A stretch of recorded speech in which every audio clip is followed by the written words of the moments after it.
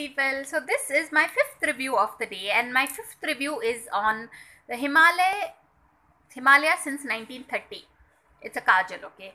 So, my only grouse against this extra smooth, cools eyes, apply kajal thing is that it runs, yeah. It leaves this raccoon effect on your face. So, I'm being honest, like because I normally give very glowing reviews for many things, and this is also nice. I mean, I'm not saying it's not nice, but I'm not saying it's very nice either. So it's somewhere in between.